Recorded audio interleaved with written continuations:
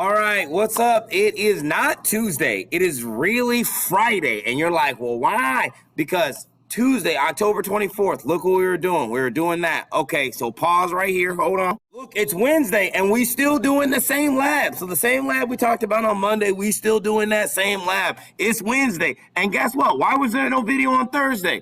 All right, pause. Wait, it is Thursday. It's not Friday. I thought it was Friday. It's not Friday. It is Thursday, October 25th.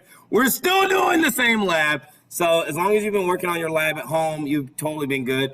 I just want to point out there are 8 days left in this trimester, so make sure you get yourself together. I will say for my class, here, look me in the face. For my class, the CERs. So some people retook their quiz.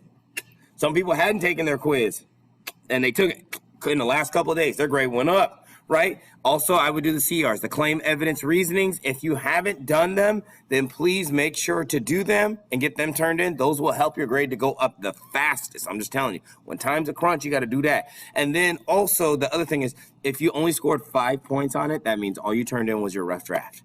So that means if you submit your final type version, your grade can go way up, okay? Because obviously you can get way more than 5 points. So just giving out some tips, giving out some free game right here. All right, moving on. As you know, it's been Red Ribbon Week, and I haven't really talked about that here on these video lessons. I've been talking about it in class, but today they talked about peer pressure, and here's the thing about peer pressure. Most of the time we think about peer pressure in this negative way, but peer pressure is not negative or positive. Peer pressure is like technology. It's not negative or positive. It's how is it used. So if you think about peer pressure in the context of a sport, right? Like if you're on a team, your teammates are encouraging you, helping you to get up, telling you to, hey, make sure to get to practice on time. Listen to what coach has to say. Make sure you run as hard as you're supposed to do. Like make sure you get your plays and your mindset right to play. All of those things, right? They're encouraging you. Hey, that play was just one bad play. We got to keep it going. That is what we would call positive peer pressure, okay? So peer pressure, again, is not negative or positive. It's really about what do you do what are you pressuring people to do? So if you are around people who are pressuring you to do things that, one, you don't want to do, or two, might inhibit or be a negative thing on your health or maybe on the health of others, then that's something where you really got to think about, like, these peers that I'm choosing to be in close proximity with, right? Like these peers, maybe I need to choose some new ones. Or, right, maybe I need to be the good peer pressure and say, hey, maybe we shouldn't do that, right? Maybe we should go over there and do this. Or maybe we should do it this way instead, right? So that's one of those things where it's like you can be good peer pressure. Also, you may need to select some peers who are moving in the same direction, who have the same values, who are trying to move in that right direction as you. I would tell you that drugs and alcohol are detrimental to your health. They are toxins and poisons going into your body. And you want people who are going to peer pressure you, not just about drugs and alcohol like that. I know that's Red Ribbon Week, but also you want people who are going to peer pressure you to do your work. Pay attention in class. Listen to your parents. Be helpful at home. Be a kind person, right? Like you want people who are going to pressure you to do those things and encourage you to do those things. All right. Hopefully you got something from that. Let's move it along. Blat out. So we're going to talk about how to calculate the average, what I need you to do, right? And I'm not going to pause it, so you're going to need to pause it. So this up here. So pause the screen, write down this formula, the average formula. So write that down. So the average formula is the total sum of all the numbers and then the number of items divided by the number of items in that set. Now, when they talk about this word sum, S-U-M, if you don't know what that word means, then what you're going to want to do is you're going to want to write down the word add or addition. Let me see if I got my little handy dandy. Oh, I do got my handy dandy whiteboard right here. And I think I have, Expo. Keep that thing on me. Keep that thing on me. You know what I'm saying? I keep that thing on me. Okay, so if you see the word sum, right? So the word sum is always going to be talking about adding.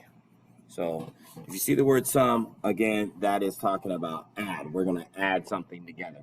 And when they're talking about adding here, they're saying we're going to add all the numbers. So let's just take a look over here. So right here we have all of the drive times, right? All the drive times for this person. And if you take a look, they just wrote down how much time it took them to drive to work each day, right? Boom, boom, boom, boom, boom, boom, boom, boom, boom. Cool. Then, in order to get the total sum of all the numbers, we just need to add all of these numbers up. They did. They got 690. So 690 minutes. It's our total minutes, right? That's the total minutes that it took. So again, that's what you would write. 690. You're going to put that on top because that's the total sum of all the numbers. So 690 minutes. We're going to divide that, right? We're going to divide that by the number of items in the set. So in this set right here, there are 14. So we're going to divide that by 14, right? And that is going to get us to this number they got here, which is 49.29 minutes. And that's kind of one of those hard ones because it's like a third of a minute, which is like 20 seconds, something like that. So that's how they got to here. That's how they did the math there. Okay, so let's just take a look over here. And let me get my little handy dandy calculator out. Okay, I'm gonna get my little handy dandy calculator out because we're gonna do a little bit of math. Put my calculator right there. All right, for sure. Can you, I wonder what y'all can see or where y'all see me at. I don't know. Anyway, I'm going to put myself, where am I going to put myself? I'm going to put my calculator here. I'm going to put myself up here. Yam.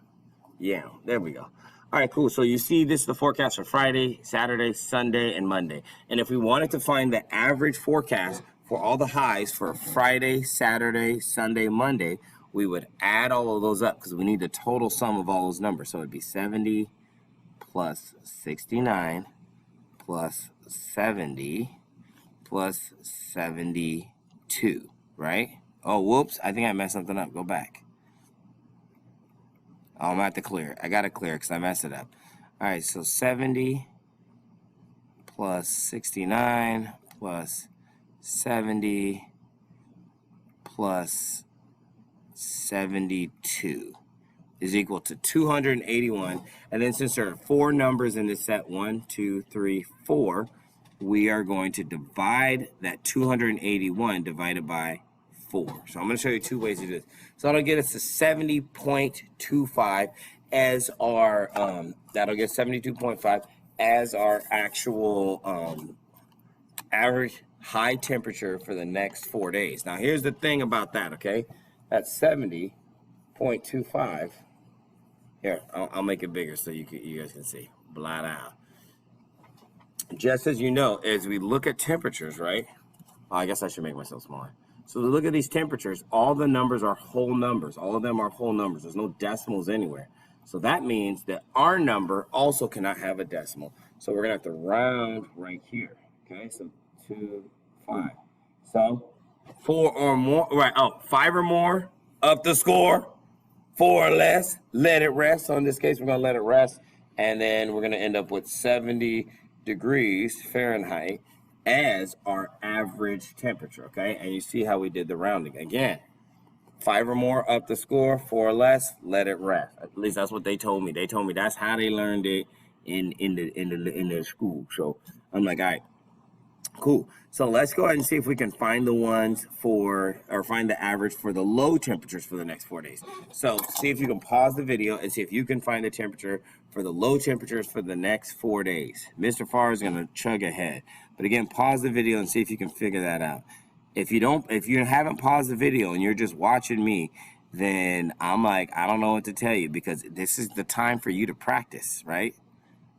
Okay, bloody-o, do-do-do-do-do. Okay, so hopefully you paused the video. Hopefully you saw. So if you look at what I have right there, mathematically, I have put it into the calculator is to the way that I probably would do it in real life, right? Like I probably would put that all in parentheses. So if you look at my calculator, I have it in parentheses, and I'm just going to write it out so you can see it and see what you think, okay? Boom, boom, boom. Okay. So if you look at what I have in the calculator, I put them all in there. I put them in parentheses, and I divide them by 4. That's the same thing that you see here. And the reason is because the order of operations will say in the parentheses, add everything up first, then divide by 4, right? All right. So then when we do that, the number we come out with is a 42.5. And again, remember we talked about that we need a whole number. So we would say 5 or more, up the score. Okay, cool. So that means we're going to end up with a 43 as our average low temperature. So that's how you find the average. So when you guys are looking at your data and you do 3 trials, you want to find the average speed. You want to find the average maybe time it took for the airplane to fly. You want to find the average distance traveled over those 3 trials for that particular object. And so that's why this will come in handy. I just wanted to go over this again because some people are like, I didn't see that before, Mr. Farr. So I'm like, okay, cool. Let's talk about it right now. Okay. So that is how you calculate the average. All right. So this is actually the last slide because this assignment is due on Friday. So if you see way over there, it is due on Friday. And then down here, make sure that you got pages 59 through 61 filled out.